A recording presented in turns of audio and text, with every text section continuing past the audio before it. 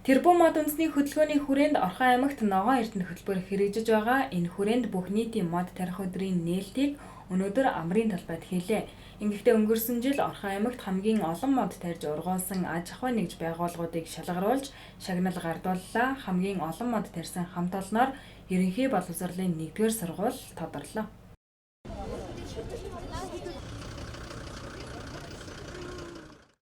За энэ хичээлийн жилд бид нар 5,000 орчим мод тарих төлөвлөлттэй.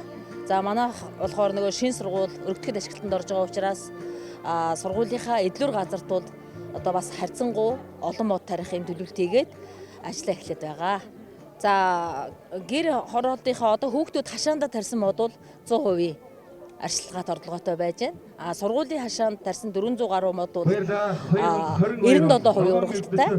За нийтийн эзэмшлийн талбайд бол бид нар ерөнхийд нь тооцоолж үзсэн. За нэг 80 гаруй % ургалттай ургажээ гэж бодсон. Тэгээ хамгийн гол нь одоо ургалт бол нэлээд сайн байсан.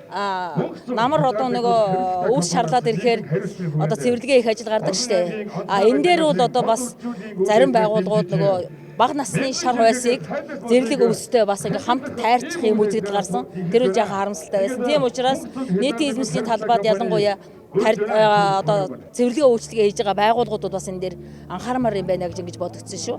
За өнгөрсөн жилийн тухайд бол бид нар бас мод тарих аяны хүрээнд бол тодорхой ажлуудыг явуулсны зэрэгцээ Орхон аймгийн хэмжээнд одоо иргэдэд эцэгчүүдтэй хүүхдүүдтэй экологийн хүмүүжил олох чиглэлээр бол олон ажлуудыг явуулснараа манай үйл ажиллагааны хамгийн онцлог оршиж байгаа. Тэгээ энд бол Монгол ногоон төсөлтэй хамтраад нийтдээ бол 30-аад цэцэрлэгүүдийг бол тариалт хийх энэ чиглэлээр бол зөвлөгөө өгсөн. Дээр нь бол зөв зохистой хоолтын чиглэлээр эцэгчүүд иргэд сургууль цэцэрлэгийн эмчнэрт бол сургалтууд явуулсан.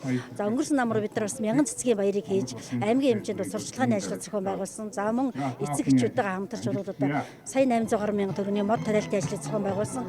Нийтдээ зөвхөн одоо мод тариалт гэхүүгээр цэцэгжүүлэхийн аяныг бол цэцэрлэгийнхаа дотор гадна зохион байгуулсан байгаа. За энэ ажлын хүрээнд бол бид нар нийтдээ ногоон орчин бүрдүүлэх чиглэлээр бол 6 сая орчим төгрөгийн ажил үйлчилгээ хийсэн байгаа. Энэ олон ажлуудын үр дүнд бол эцэгчүүд хүүхдүүд өмнө экологийн боловсрол олгох, байгалийн тэнцвэр байдаг бид нар яагаад хадгалах ёстой, яагаад зөв хооллох ёстой, бид нар өөрсдөө ногоогоо яагаад тариадах ёстой гэдэг энэ олон талын ажлуудыг олж явснараа бас онцлог байгаа гэж ингэж харж байгаа. Манайх өнгөрсөн онд болохоор 1100 мод тарьсан. Ерөнхийдөө ургалт бол 95% та ургасан. 2 модны л юутай. Бус нь бол ерөнхийдөө жигдсэн ургасан. Гэхдээ энийг болохоор Баян өндөр хайрхныхаа ингэрт манайх модоо тарьсан. Одоо яг төлөвлөгөөнд тусгагдсанараа бол манайх нэг 200 мод тусгасан. Одоо болохоор яг 130 модын одоо тарьж байгаа. Нам хаврынхаар намар тэгээд тарьсан газрынхаа нөгөө нөхөн сэргээлтийг ерөнхийдөө эргэж модныхаа ургалтыг хараад ахаад нөхөд төлжүүлэх мод байвал тарилт хийлгэн. Тэгээд 70 мод нэмж тарих тийм төлөвлөгөөтэй байна.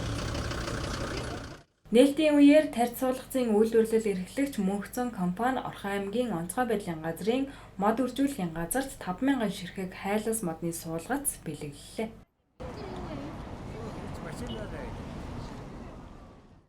20,000 мод тарьж ургуулах ийм одоо үндэсний зорилтод нэгдсэн байгаа.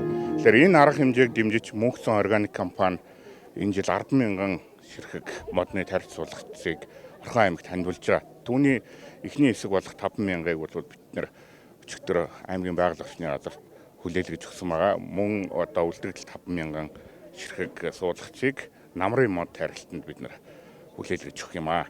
Ер нь Мөнхцөн органик компанийн хувьд бол энэ жил энэ авар зах зээл дээр 400,000 ширхэг модны тарьж суулгац бол нийлүүлж байна. Энэ жил бол 1 сая суулгац нийлүүлэх ийм зорилттой ажиллаж байгаа. Орхон аймаг ногоон эрдэнэ хөтөлбөрийн хүрээнд 2030 он гэхэд 20 сая мод тарихаар хөтөлбөртөө тусгасан. Өнгөрсөн жил Орхон аймгийн хэмжээнд 153 мянган мод тарьсан. Энэ жил хаврын мод тариалтандаа олон нийтийн оролцоотойгоор 170 мянган ширхэг мод тарих бол улсын болон орон нутгийн төсвийн хөрөнгөөр ойжуулалт, ойг нөхөн сэргээх, ойн зурас байгуулах аргачлалаар 750 мянган мод тарих юм.